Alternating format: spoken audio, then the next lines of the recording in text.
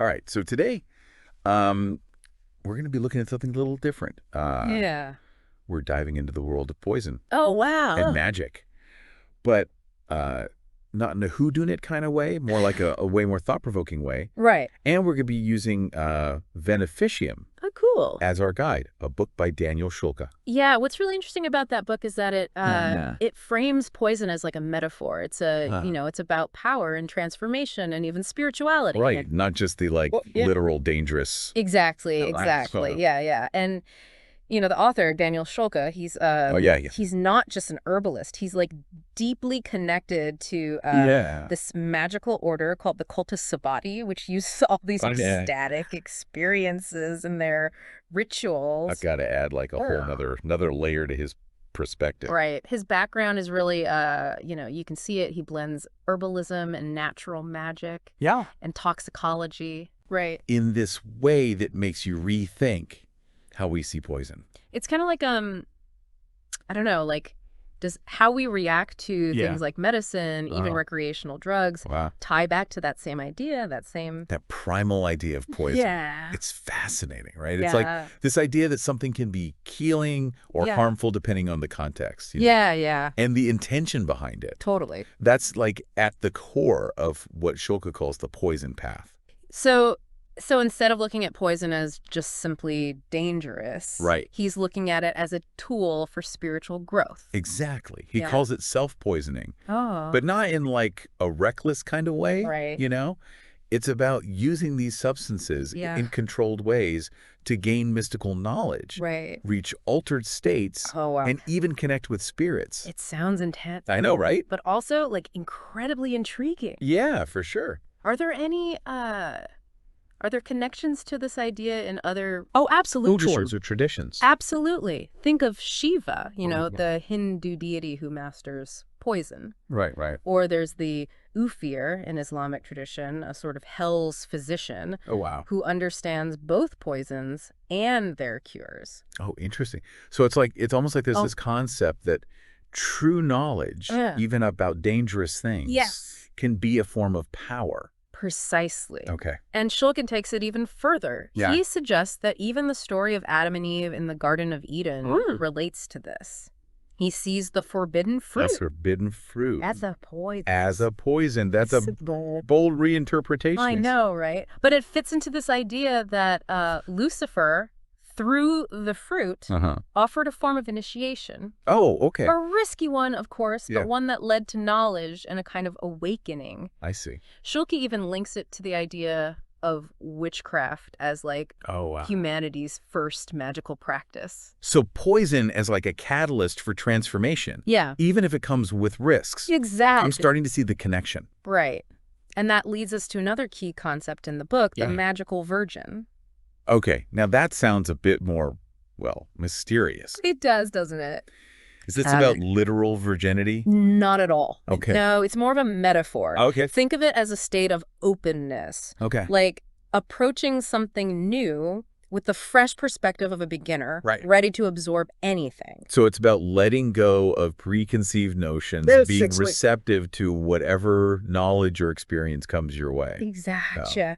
And this idea of purity and contamination, how outside influences can affect magical practice that appears in many different cultures. Yeah, I guess that makes sense. Yeah. If our mental and emotional states affect our everyday lives, it's not a stretch to think they could affect magical workings too. It makes you wonder, doesn't it? How do you, as the listener, approach new experiences? Are you open to being changed? Right. Even if it means getting a bit uncomfortable?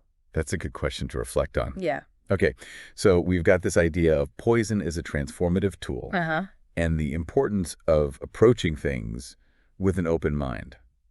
Where does Schulke? Well, this is where things get even more intriguing. Okay. He talks about the body as a laboratory, the corporeal laboratory. So not just external substances, but what's happening inside us. Precisely. It's rooted in this alchemical idea of the body being a vessel for transformation. Are there any historical examples definitely. of this in action? Definitely. Think of the alchemists experimenting with antimony, a substance that can be both toxic and medicinal. Right. Paracelsus, a famous alchemist, he believed that poison was everywhere in nature and that the dosage is what mattered.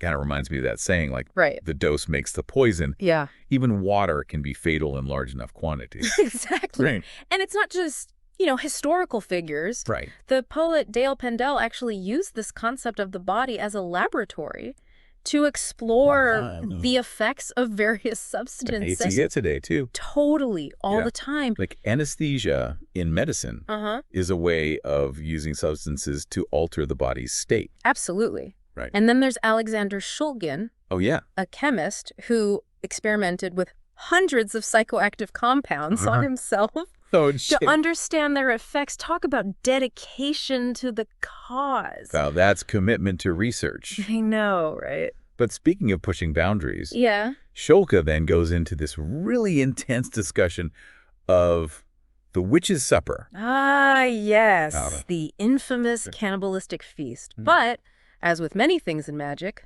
there's more to the story. Is it not really about cannibalism then?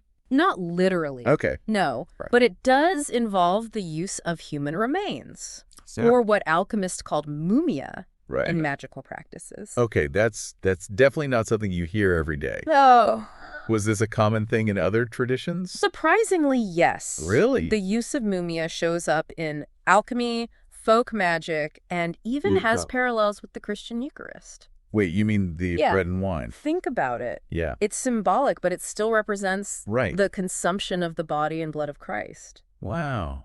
I never thought about it that way. Yeah. And this idea of using different parts of the body, especially the skull, for magical purposes. I know. It's both fascinating and a bit unsettling. It is, isn't it? Yeah. But it speaks to this power that was attributed to the human body, even after death. Yeah. We see it in the Hand of Glory, a charm made from a hanged man's hand, and the use of skulls in healing wells. So many cultures saw the body as a source of both power and potentially poison. But let's shift gears a bit. Okay. Schulke also talks about poisonous incense in magic. Right. Think like infernal vapors and spirit conjuring. It's like straight out of like a Gothic novel. So we're talking about plants like henbane, hemlock, opium, all those with psychoactive effects. Exactly. And they weren't just chosen for their smell. They were believed to attract or repel certain spirits depending on what the magician wanted to achieve. And I bet the source material for this is pretty interesting. What kind of texts? Oh, some real classics. With Schulke drawn. You got the Testament of Solomon and the Grand Grimoire. Oh, wow. These are like ancient magical cookbooks full of rituals and instructions. I'm picturing bubbling cauldrons and chanting. But didn't these rituals also involve, like, altering consciousness? Oh, for sure. Going beyond just the plants themselves? You're right. They often created a state of hypoxia. Oh, wow. Where there was less oxygen in the air. Oh, geez. Through things like carbon dioxide buildup. So poison in the incense, a lack of oxygen. Yeah. It sounds intense, to say the least. It was. But it makes you realize the lengths people would go to to connect with that spiritual realm. Absolutely. And it brings us back to that theme of risk and reward. Yes. That's so central to the poison path. Exactly. But before we go any further, let's take a closer look at how Schulke reinterprets that Edenic myth we talked about earlier. Okay. You mean the serpent and the forbidden fruit. Yeah. I'm curious to see where he takes that. I think you'll find it interesting. All right. Yeah. It's interesting how Schulke takes this image of the serpent as like the tempter. Right. Kind of reframes it as like a source of knowledge. It's like challenging that whole good versus evil, binary. Yeah.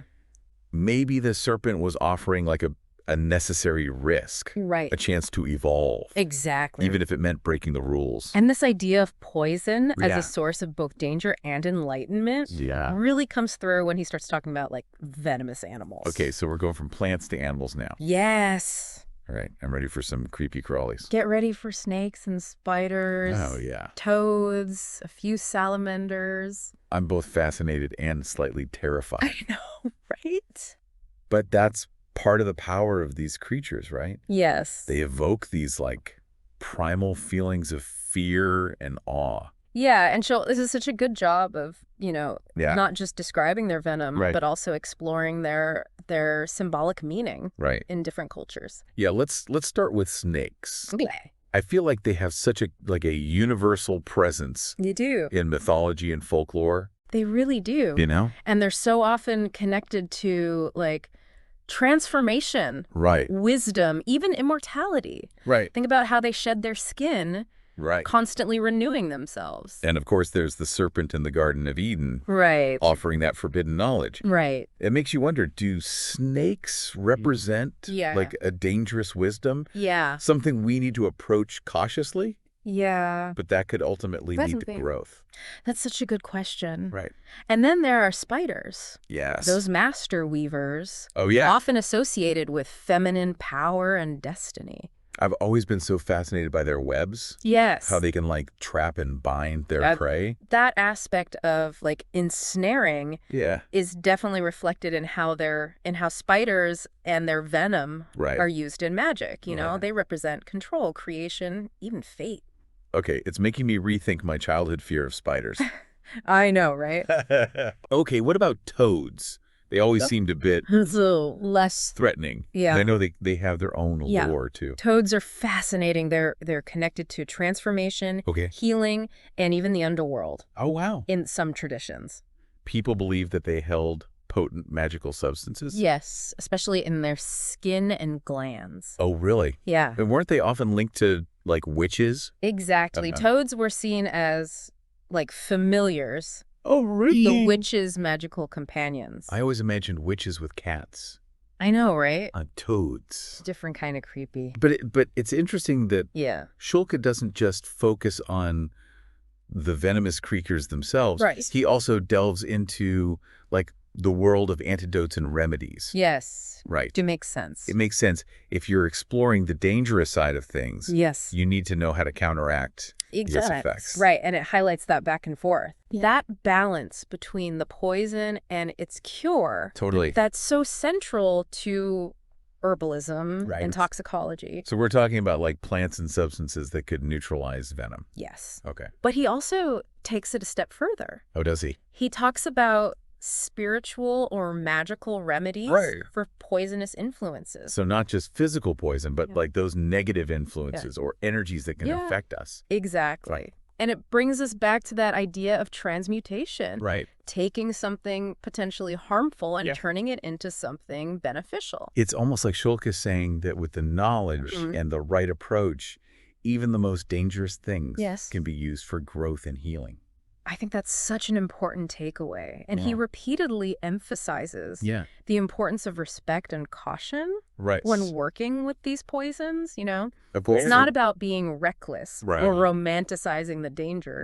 It's about understanding the power of these substances and using them responsibly. It's a good reminder that knowledge is key. Whether we're talking about physical poisons or those metaphorical poisons that can hold us back in life.